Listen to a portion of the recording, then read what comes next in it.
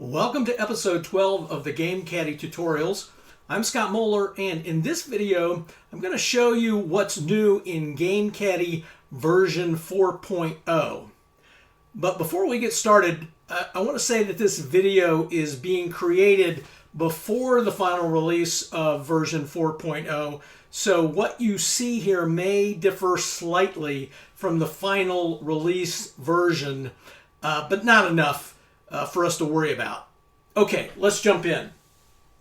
Starting with the About tab, you'll notice this tip of the day in the center of the screen. So every time you start the Game Caddie, you'll get some advice or some suggestion, some tip that can help you to learn and use the Game Caddie better.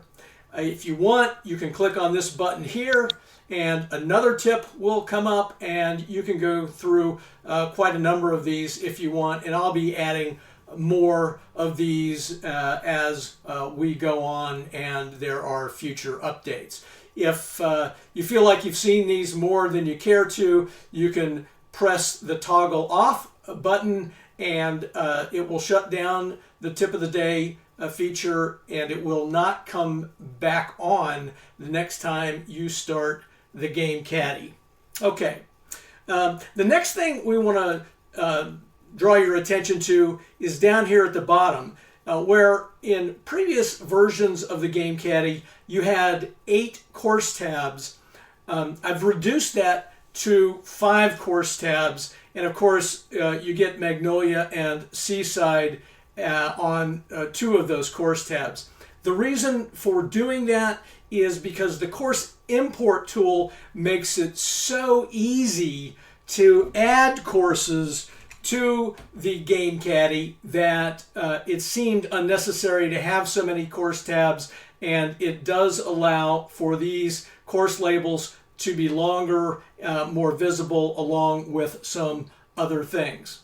Okay, so let's take a look at some of the other features that differ in Game Caddie version 4.0. I've already got this set up with 2 golfers on hole number 1 at Magnolia.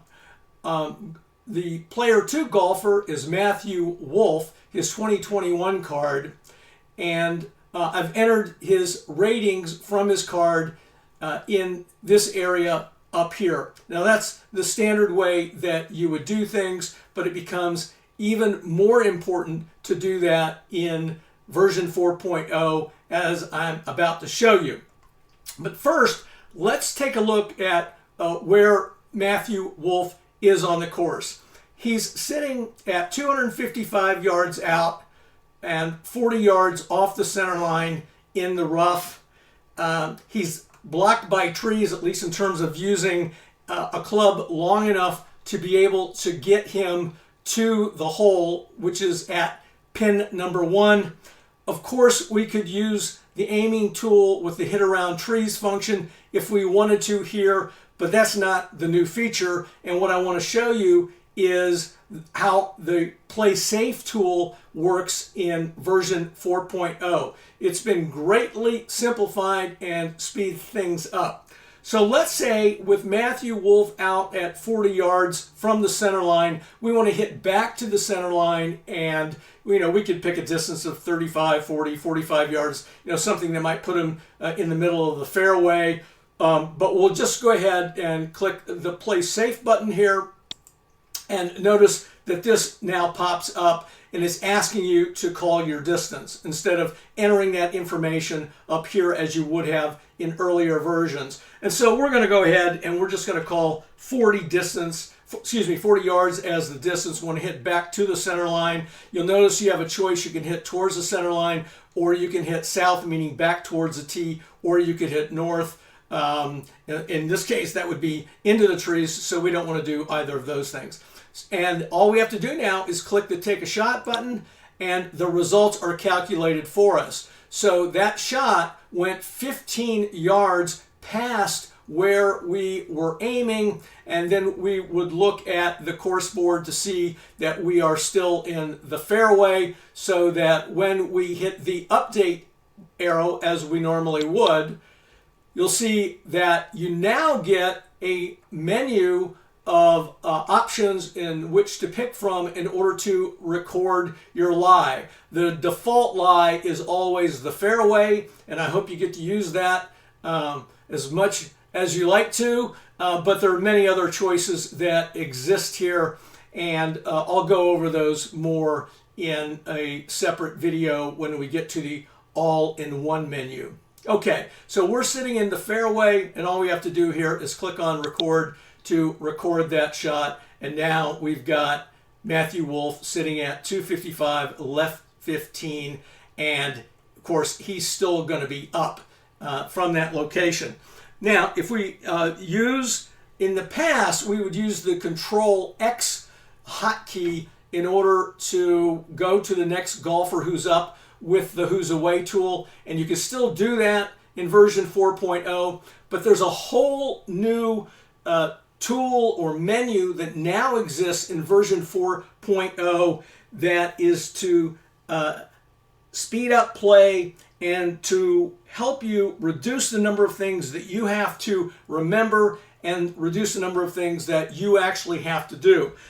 But before I show you the new all-in-one menu down here, I want to make one change. I want to change this fairway lie, and I could make it a rough, or I could make it intermediate rough, or I could even put the ball in a trap or the trees to demonstrate this. But I'm just going to put the ball in the rough, and I can click on the all-in-one menu, which is new in version 4.0, or alternatively, I can press the Control Q combination and bring up the same all-in-one menu, and I can do that from any screen.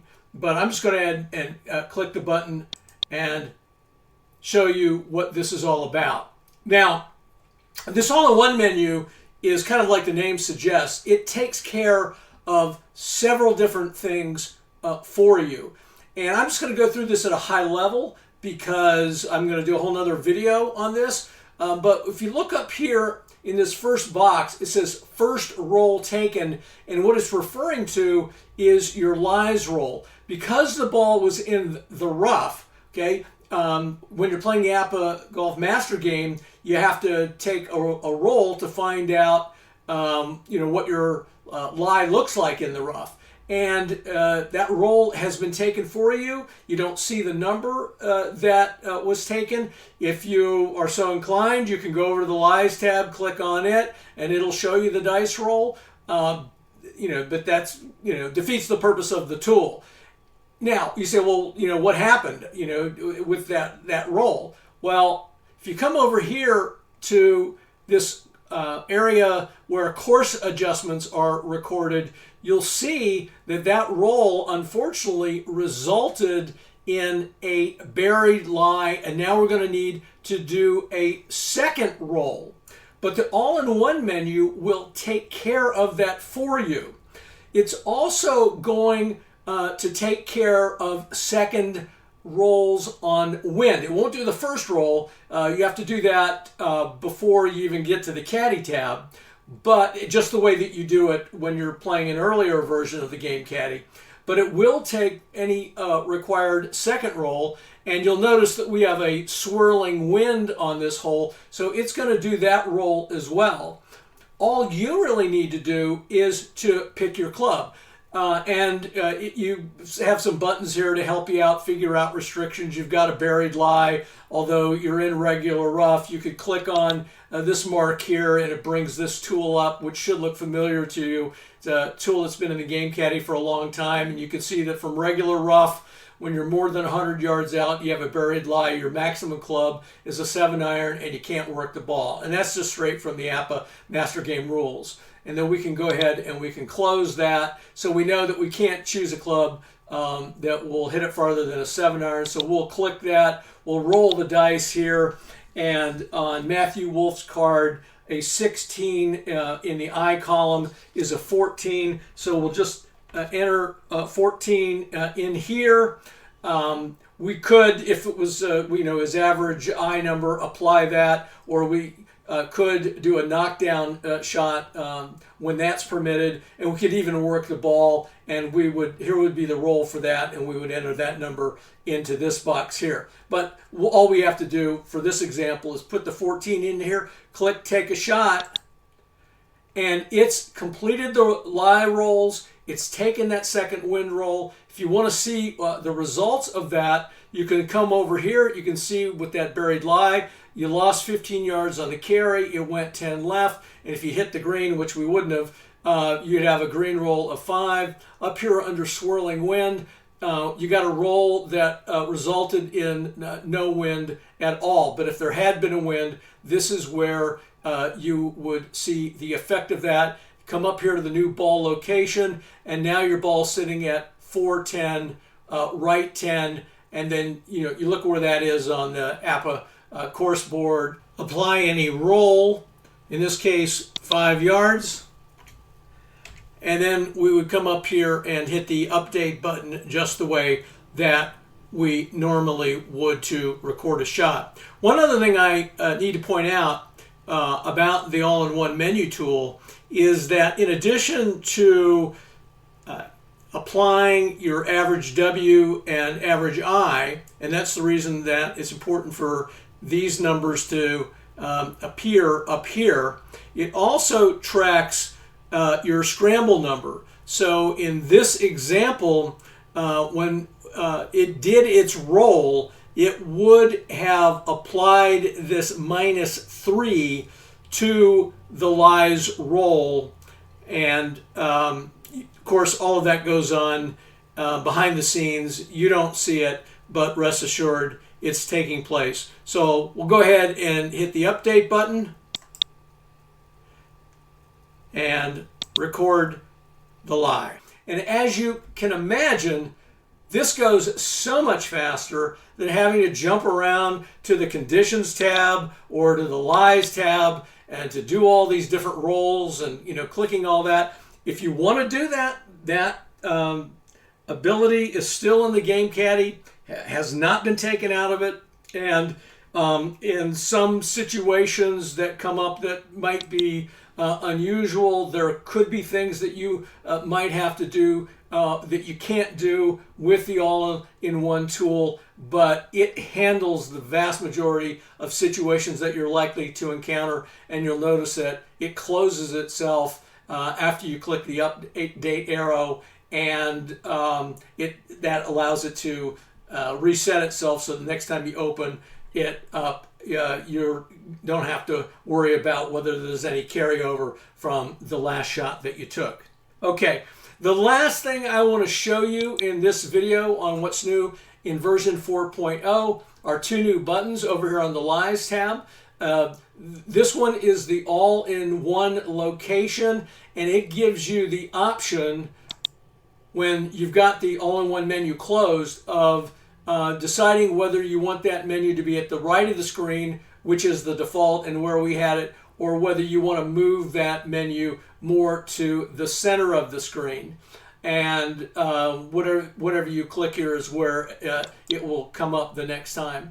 The other new feature that's in version 4.0 is this Trees Point of View button, and it allows you to decide before taking a shot from the trees whether you want a text-based result like one of these, 50 yards backwards, left 30 or 30 left, whether that is to be applied from the center line, which is according to the master game rules, or whether you would prefer to have this result, if it comes up, applied from where the player's current ball location is, which sometimes logically makes a little bit more sense, even though that's not exactly the way that the master game rules read. But you can do it whichever way you want, and it will stay in effect for as long as you have it set. In this case, it's set to player. If I click it and change it, original means according to the master game rules, which is essentially the centerline perspective. Okay, hope you found this video helpful, and check out the new videos. And the next one is going to be on how to use the all-in-one tool and some of the other features that we didn't cover in this brief overview. Until then, grip it and rip it.